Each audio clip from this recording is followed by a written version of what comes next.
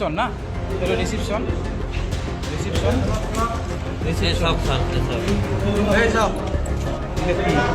চাবি রয়েছে, এগুলো রয়েছে।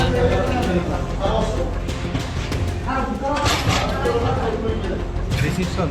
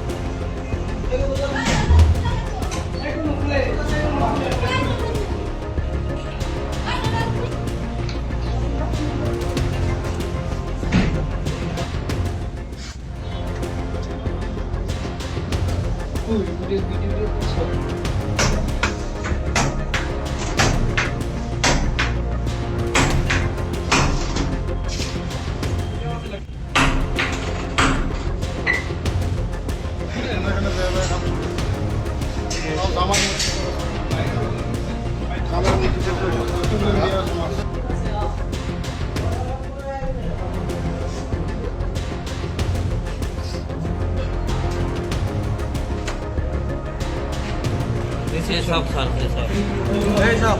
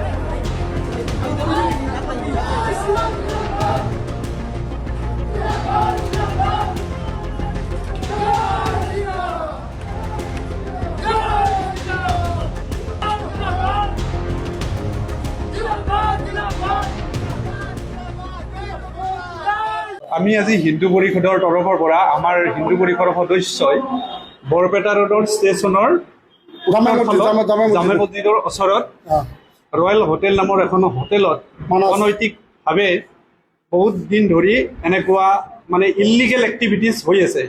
আমি আহি হঠাৎ ইয়াত ৰেড কৰি গম পালোঁ যে হিন্দু ছোৱালীবিলাক আৰু মহিলাবিলাকক একাংশ মুছলিম যুৱকে আনি ইয়াত তেওঁলোকে দেহ ব্যৱসায় চলাই আছিল আৰু এই হোটেলৰ স্বত্বাধিকাৰীও দেহ ব্যৱসায় যিজনে কৰে তেওঁ মুছলিম। গতিকে আমি বৰপেটা জিলা প্ৰশাসনক অনুৰোধ জনাইছোঁ আৰু বৰপেটা জিলা আৰক্ষী প্ৰশাসনকো আমি অনুৰোধ জনাইছোঁ, যিবিলাকে এইবিলাক ইলিগেল এক্টিভিটিজ কৰি আছে তেওঁলোকক কঠোৰৰ পৰা কঠোৰতম শাস্তি দিব লাগে বুলি আমি হিন্দু পৰিষদৰ অসমৰ তৰফৰ পৰা দাবী জনাইছোঁ। লগতে হোটেলখনৰ মালিকৰ নামটো তাজউদ্দিন এক্স আৰ্মি। গতিকে এনেকুৱা যে কৰি থকাত আমি যথেষ্ট দুখিত আৰু হিন্দু বোৱাৰী আৰু যুৱতীৰ সংস্থাপন নোহোৱা হৈ গৈছে এওঁলোকৰ উৎপাতত। গতিকে অসমৰ সন্মানীয় মুখ্যমন্ত্ৰী ডক্টৰ হিমন্ত বিশ্ব শৰ্মা ডাঙৰীয়াক মই অনুৰোধ জনাইছোঁ হিন্দু পৰিষদৰ তৰফৰ পৰা অতি সোনকালে এওঁলোকৰ বিৰুদ্ধে বিহিত ব্যৱস্থা লৈ তেওঁলোকক কঠোৰৰ পৰা কঠোৰতম শাস্তি প্ৰদান কৰিব বুলি। আজি আমি ইয়াত ছোৱালী পালোঁ আৰু ল'ৰাও পালোঁ। ছোৱালী আমি 15জনীমান পালোঁ নেকি ইয়াত, আৰু গতিকে ল'ৰাও পাইছোঁ আমি ইয়াত। আপত্তিজনক যথেষ্ট পাইছোঁ, এইবিলাক কথা আৰু মিডিয়াত ক'ব নোৱাৰি। গতিকে হোটেলটোৰ নামটো ক'লোৱে মই, মালিকৰ নাম। গতিকে তেওঁলোকে যাতে মুখ্যমন্ত্ৰীয়ে এওঁলোকক যাতে কঠোৰৰ পৰা কঠোৰতম শাস্তি দিয়ে, আমাৰ হিন্দু পৰিষদৰ তৰফৰ পৰা আমি তেওঁলোকক দাবী জনাইছোঁ। আজি আমি এটা গোপন সূত্ৰক আমি খবৰ পাওঁ, আমি হিন্দু পৰিষদৰ পৰা আমাৰ কেন্দ্ৰীয় সমিতিৰ পৰা উপদেষ্টাসকলেও আহিছে, গতিকে আমাৰ বাক্সা জিলাৰ পৰা আহিছে, আমি বৰপেটা জিলাৰ পৰা চবে তিনিটা ডিষ্ট্ৰিক্টৰ পৰা মিলি আমি আজি এই মানাছ হোটেলত আমি ৰেড মাৰা পাছত চাওঁ যে হিন্দু ছোৱালী সৰুৰ পৰা আনি ইয়াৰ লোকে দেহ ব্যৱসায় কৰে, নাৰী দেহ ব্যৱসায় কৰে। তাৰ কাৰণে আমি আজি নাৰী দেহ ব্যৱসায় কৰে আৰু ইয়াতে আমি আহি 6-7টামান ছোৱালী পাওঁ, লগতে 2টা ল'ৰাও পাওঁ আৰু লগতে হিন্দু ছোৱালী আছে, মুছলিম ছোৱালী আছে। হোটেলখনৰ নাম মানাছ হোটেল, এইটো নাম ৰয়েল হোটেল, নাম মানাছ হোটেল। মই ইমানখিনি মই গম পোৱা নাই, কিন্তু হোটেলটো যিটো বৰপেটা মালিকৰ নাম হ'ল বাবুল আৰু চাইজুদ্দিন, এক্স আৰ্মি হয়। চাইজুদ্দিন এক্স আৰ্মি হয় আৰু চলাই আছে বাবুলে, বাবু আৰু লগতে আৰু 2জন ফজল বুলি নাম আছে। এই বাবুলৰ নেতৃত্বত এই বেয়া ধান্দা চলাই আছে আৰু আজি নহয়, আজি বহু দিনৰ পৰা এই ধান্দা কৰি আছে, আমি গম পাওঁ। ইতিমধ্যে আৰক্ষী আহিছে, গঠাই দিলোঁ। আমি অতি সোনকালে মানে এইটো ক'ব বিচাৰোঁ বৰপেটা জিলা প্ৰশাসনক যে অতি সোনকালে এই হোটেলখন অনিৰ্দিষ্ট কাললৈকে বন্ধ থাকিব লাগে, আৰু যদি বন্ধ নাথাকে তেনেহ'লে আমি হিন্দু পৰিষদৰ পৰা আৰু যদি আমি বেয়া ধান্দা দেখা পাওঁ তেনেহ'লে আমি হোটেল আমি বিচ্ছিন্ন কৰি থৈ গুচি যাম। ইয়াৰ আগতেও মানে ৰেড একবাৰ মাৰিছিল, কিন্তু তাহলে কি কৰে, পইচাৰ দ্বাৰাই কি কাক বা কি পইচাৰ দ্বাৰাই মাইনাছ কৰি আৰু হোটেল চলায়। এতিয়া আমি জিলা প্ৰশাসনক মই অনুৰোধ জনাওঁ যে এই হোটেলখন অনিৰ্দিষ্ট কাললৈকে যাতে বন্ধ থাকে, কায়ো যাতে এই হোটেলখন চলাব নোৱাৰে। আমি হিন্দু পৰিষদৰ পৰা এইখিনি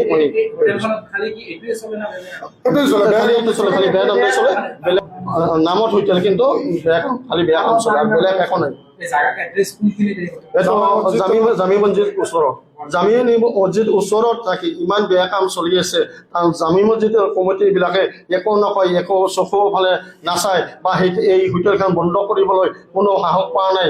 মানে জামি মছজিদ কমিটিক আমি অনুৰোধ জনাওঁ আমাৰ হিন্দু পৰিষদৰ পৰা যাতে এই মছজিদ কমিটিও যাতে এই হোটেলখন যাতে চলাব নিদিয়ে, তাৰ কাৰণে এনি টাইম যাতে চকু দি ৰাখে, তাৰ কাৰণে আমি হিন্দু পৰিষদৰ পৰা বিনম্ৰভাৱে অনুৰোধ জনাওঁ।